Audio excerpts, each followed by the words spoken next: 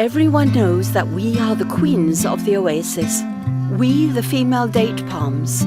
We've been in Tunisia for thousands of years. Nowadays, Tunisia is the first exporter of dates in the world, with presence on every continent. But our real empire is around Chott El Djerid, or the country of the palms.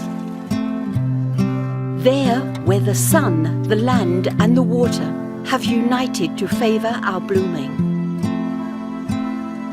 The cult men devote to us begins in spring, when the oasis witness an explosion of colours, emotions and fragrances that the women welcome with ululations and incense. On the top of the male palm trees, the flower, in need of reproduction, lets its spathe explode, freeing the pollen that irresistibly attracts the bees, our lifelong allies. The time has come to free the male flower and to prepare it with reverence for our fertilization.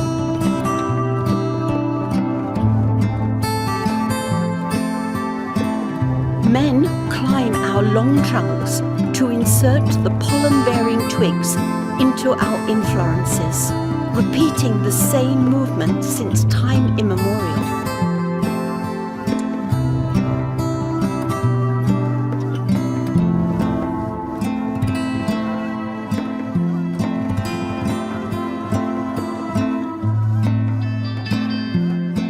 At that time, we bend down to them as a sign of recognition, and we let them drink from the very shell of our flowers.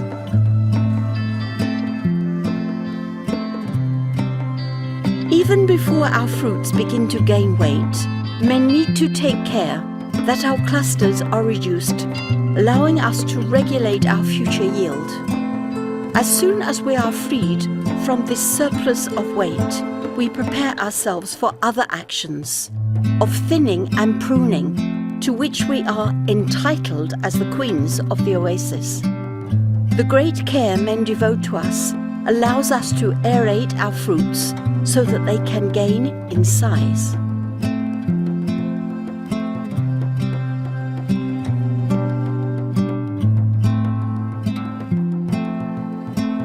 All that remains for men now is to free our clusters in order to enable them to hang from us, the female date palms, by means of their own weight.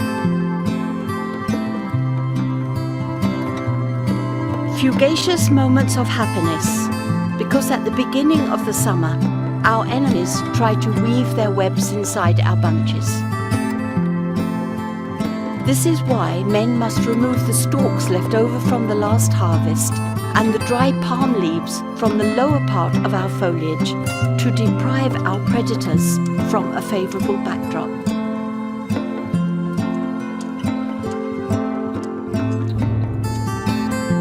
After that, they pick up the palm leaves that they had cut before to use them for different purposes.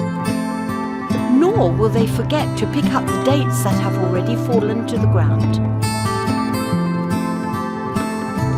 In this operation, our close friend and companion, the donkey, takes an active part. Men know very well that our fruits, at a certain stage of maturity, might be damaged by the autumn rain or by insects which cause them to fall down and burst. That's why when our dates start to ripen, men come equipped with mosquito nets that are used to protect us. They attach them firmly to our trunks,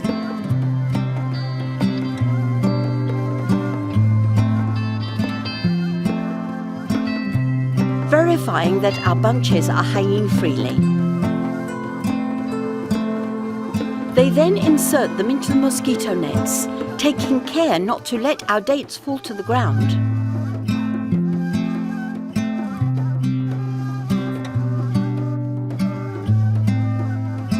They make sure the mosquito nets are hermetically sealed. Finally, they check their work meticulously to guarantee that we can breathe with satisfaction with our head in the sun and our feet in the water. The water, which is intimately linked to the sweat of men, its traditional system of management and distribution was implemented in the 13th century by Ibn Shabat, a Tunisian scholar to whom we owe our past glory. But as our oasis grew larger over the years, men were obliged to apply other water management systems and to even use geothermal water from the heart of the earth.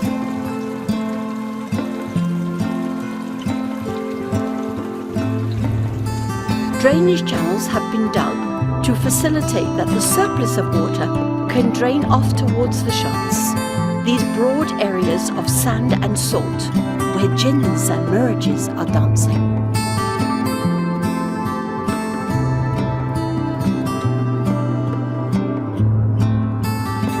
Around the month of May, small pieces of fruit called bzar appear.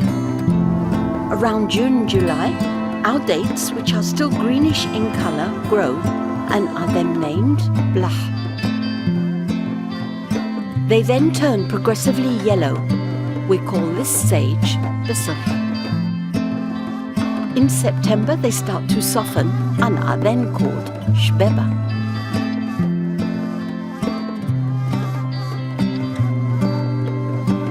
Finally, around October, November, the dates are ready to be picked.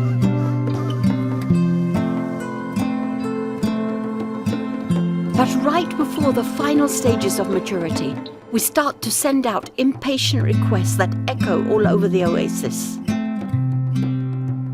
Then men rush to our feet, humble and full of hope, to harvest our fruits, fruits of so much patience and love.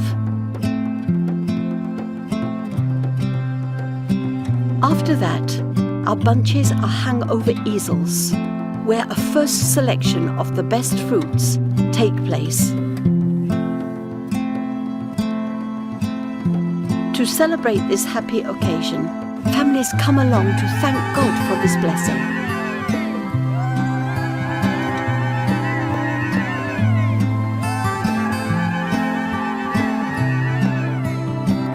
Our dates are then transported to the collection centres and later on to the packing stations, where they are weighed, identified, checked, and stored at a low temperature.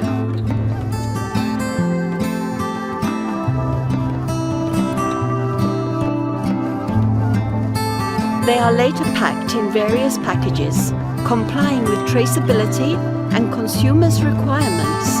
Example, organic, biodynamic, fair trade, and according to the international quality standards and references, such as Global GAP, ISO, IFS, and BRC.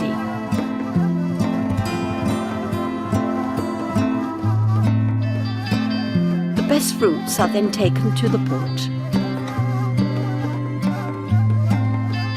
There, ships coming from all over the world open their holds in order to dispatch them to all continents.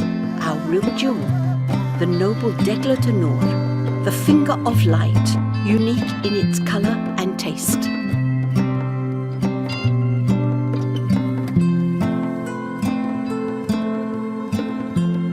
We are indispensable for many reasons.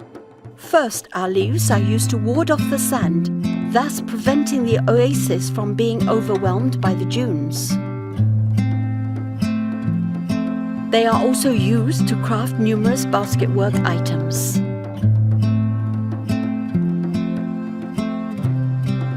The fibrilum, growing on our slender trunks, provides extremely robust ropes that are used for a great variety of purposes.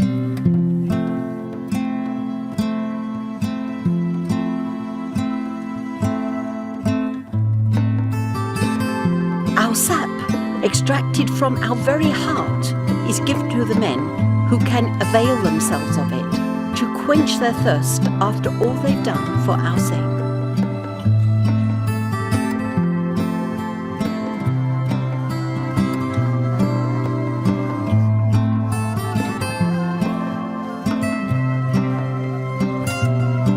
As for the wood of the stems, it is used to roof houses and to manufacture doors and furniture.